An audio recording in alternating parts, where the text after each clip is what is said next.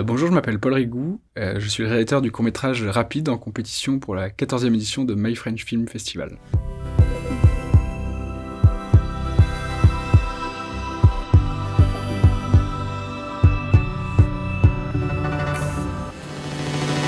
C'est une journée dans la vie de deux colocataires, donc Jean et Alex. Alex est un rapide, il s'autodéclare rapide, c'est-à-dire qu'il ne se pose pas trop de questions et il agit sans trop réfléchir. À l'inverse de son colocataire Jean, qui se pose un peu trop de questions et qui a donc un peu plus de mal à agir. Donc Alex le qualifie de lent, donc c'est une opposition entre les rapides et les lents. Oh, Allez mon petit Jeannot, debout. je dormais en fait. Tu sais, je dois dormir 8 heures par nuit, laisse-moi. Je sais, il est 12h12, ça va faire plus de 12 heures que tu dors là. Non, je vais être explosé là, qu'est-ce qu'il y a? Allez, lève-toi, il y a Lou qui va passer à l'appart, tu te prépares? Hein? Attends, mais comment ça? Mais tu m'as même pas prévenu. Mais tu sais bien, aujourd'hui c'est la journée que je passe avec Caroline ici. Mais et Lou, pourquoi elle passe, Lou? Elle passe, c'est tout. Alors tu te lèves. Je voulais parler du côté éphémère des choses et je me suis concentré sur en fait mon rapport au temps et à la relativité du temps, enfin comment je ressentais les heures, et tout ça s'est entremêlé avec les lectures que j'avais. J'avais une réelle envie de filmer la vitesse dans le sens esthétique, c'est-à-dire comment on peut s'habiller aujourd'hui, comment les marques de luxe peuvent s'approprier les vêtements sportifs, les lunettes aérodynamiques, une marque comme Balenciaga qui a beaucoup fait ça. Tout ça mélangé aussi à la musique. La musique du film était déjà présente très tôt dans le scénario. Donc c'est une musique d'Eurodance faite par Danny Harle, qui est un producteur de musique pop d'artistes comme Charlie XCX et Caroline Polachek, et qui a fait un album un peu dans son coin, que j'ai lu quelque part, d'Eurodance Intello.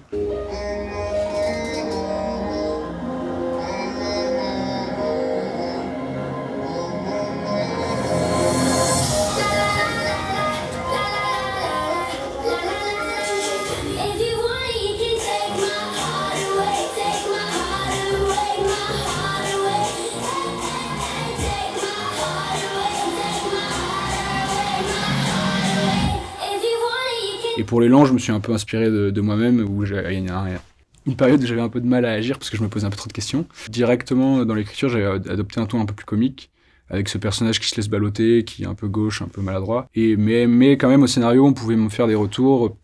Ils sont peut-être un peu trop ridicules, c'est un peu trop absurde, il faut pas qu'on se moque d'eux. Et moi, je voulais surtout pas qu'on se moque d'eux. J'aime pas du tout les films où les cinéastes se moquent de leurs personnages. Et en fait, c'est venu assez naturellement avec le casting, avec Édouard Sulpice notamment, qui incarne assez bien cette maladresse, mais en même temps cette tendresse, et je pense qu'on a de la tendresse pour lui. Et d'un autre côté, les rapides, j'avais pas envie que ce soit des méchants et que ce soit juste une théorie philosophique un peu oppressante. J'enregistrais tous les jours les répétitions qu'on faisait, je les écoutais le soir en rentrant chez moi, et je modifiais le scénario, je leur envoyais une nouvelle version, on le faisait le lendemain. Du coup, ça m'a permis de beaucoup fluidifier la discussion et de les rendre, je crois, assez sympathiques. Je voulais que le fond et la forme se répondent, donc qu'il y ait une partie, on va dire, rapide et une partie lente. Donc la première partie du film, elle est la partie la plus comédie, donc il fallait beaucoup de montage, beaucoup de cuts. Au montage, on voit quand une blague fonctionne et on voit quand une blague ne fonctionne pas du tout, donc souvent il faut couper. Donc le rythme rapide du début, ça s'est installé un peu comme ça. Et après, j'étais plus à l'aise dans la lenteur et dans les plans fixes et dans les plans séquences. Parce que là, pour le coup, c'est les cinéastes que j'aime, des cinéastes coréens ou japonais comme Won Sang-soo ou Hamaguchi. C'était vraiment nos références avec Quentin Lacombe, le chef opérateur. Le meilleur anxiolytique du monde, m'a dit un jour un pharmacien. Son père. Oui, monsieur, on va reprendre des shooters et une assiette de frites aussi, s'il vous plaît. Je suis un lipo, là. C'est carré ça, t'es en forme mon Jeannot, ça me fait plaisir, ça faisait longtemps. Ouais, bah ça te va hyper bien la vitesse. Et T'as désolé- meilleure mine là. Ouais. Hein, merci. Pardon, désolé, c'est juste que je suis pas sûre d'avoir compris à 100% la vitesse. Ok. C'est pas compliqué, hein. Tu vois le temps qui passe? Ouais. Ouais. Et bah il passe différemment selon ce que tu fais. C'est un film qui évoque la question du rapport au temps, de la relativité du temps. Et le plan séquence permet ça, c'est que le spectateur vit exactement le même nombre de minutes que les comédiens. C'était assez agréable à tourner parce que même quand il y avait un petit accident de texte, quand il répondait pas forcément ce qu'il devait répondre, il continuait, on laissait tourner. Il se passe toujours un truc quand on a un plan de 9 minutes et de discussion, il se passe toujours des trucs qu'on n'attend pas. Je voulais une image qui soit très très numérique, donc très presque Y2K justement, un truc un peu comme si on découvrait la caméra numérique. Et mes inspi, c'était beaucoup les films de Caroline Poggi et Jonathan Vinel, mais aussi la saison 3 de Twin Peaks de David Lynch. Ce serait quoi pour vous deux l'amour? L'amour, c'est... Tu peux pas te passer de l'autre. Un peu comme dans les films. Tu souffres tellement de l'absence de la personne que t'aimes que tu supportes plus personne. Si tu la vois pas tout le temps, tu meurs. C'est comme une maladie. Alors tu captes vraiment pas du tout. Hein. Non. Être seule allongée dans son lit, se sentir abandonnée, incomprise, différente, moquée, mais rêver de celui qui me comprendrait, ce serait ça l'amour. Et c'est pas un peu lent ta vision de l'amour? Mais voilà, merci. non. Mais toi c'est hollywoodien. Donc, Moi j'aime bien penser que l'amour c'est un peu comme un costume que ton imagination fabrique et tu l'enfiles à toutes les personnes à qui tu trouves qu'il va bien. J'avais déjà travaillé avec Abraham et Mélodie qui jouent les rapides, et à la base ça devait être eux les lents. Et ils m'ont dit, en fait, nous, on est des gens rapides dans la vie, pourquoi tu cherches pas d'autres comédiens pour jouer les lents? Édouard Sulpice, je l'ai vu, comme beaucoup, je pense, dans L'Abordage de Guillaume Wack, qui est un film que j'aime énormément. C'est quelqu'un de brillant, enfin, c'est quelqu'un qui adore le théâtre, qui lit énormément, qui m'a beaucoup aidé dans l'écriture des dialogues aussi. N'hésitez pas à me dire quand il était pas d'accord avec des théories que je pouvais avoir et que j'exprime dans le film. Donc on a pas mal discuté, ça a été une vraie rencontre amicale et professionnelle.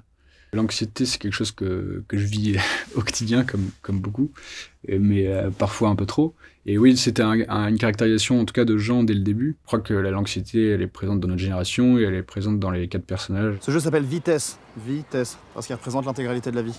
Tu nais ici, ça c'est le ventre de ta mère. Et le temps, il se déplace comme ça. B suit toujours A. T'es poursuivi par le vide. Et tous les chemins mènent au but. Mais attention, faut pas que vous réfléchissiez trop, sinon c'est foutu. Ce qui compte, c'est pas le but, c'est d'atteindre le but. Et dans un instant, tout sera fini. Compris? Allez, go! Go!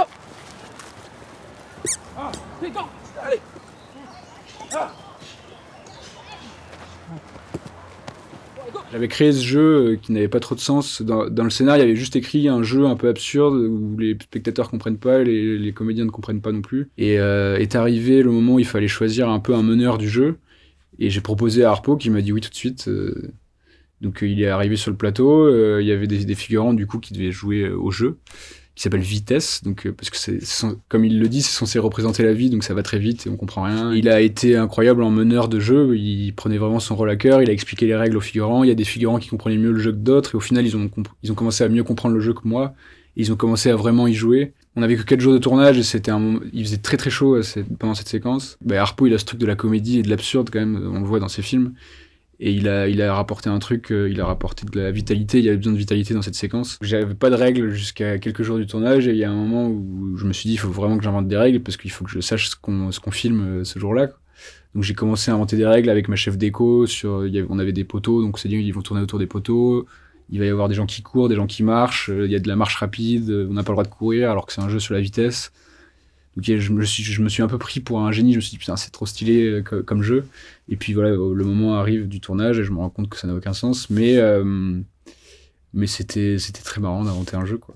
Et moi-même, je ne joue absolument jamais au jeu dans des parcs où je suis pas quelqu'un de très joueur, enfin, j'aime bien le sport mais pas non plus outre mesure. Yeah!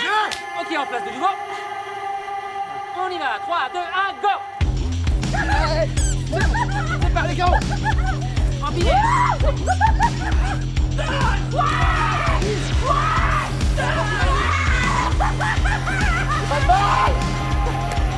Fois 6, fois 8, fois 10.